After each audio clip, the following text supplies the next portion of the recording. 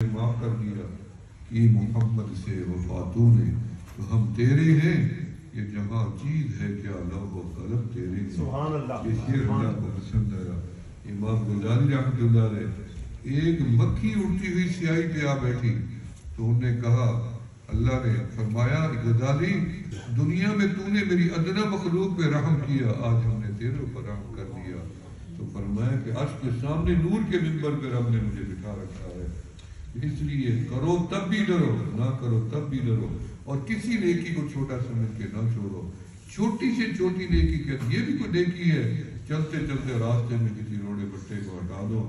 اللہ فرماتے تو نے دنیا کے راستے صاف کیے انسانوں کے، ہم نے تیرے لیے جنت کا راستہ صاف کر دیا۔ نیکی میں خوشبو ہے، گناہ میں بدبو ہے۔ ایک بزرگ فرماتے تھے اگر میرے گناہوں کی بدبو تمہارے تک آ جائے تو تم سارے بھاگ جاؤ، میرے دروازے سے نکل جاؤ، کیونکہ ہر انسان گناہ گار ہے اور گناہ گاروں کے اوپر نظر کرم اللہ کی رہتی ہے۔ جیسے ایک گھر میں 6 بچے ہوں، 4 تندرست ہوں اور ایک بچہ معذور ہو، اور والدین کی ساری توجہ بلکہ رشتہ داروں کی معذور کے اوپر رہتی ہے اور صحت مند کو کوئی نہیں دیکھتا، انسان جو گناہ گار ہوتا ہے یہ معذور کی مانند ہوتا ہے۔ رب کی پوری نظر ہوتی ہے کہ کسی طرح یہ بندہ میرے نیک بندوں کی صحبت میں آئے، مسجد میں آئے، مجلس میں آئے، جمعہ میں آئے، نماز میں آئے۔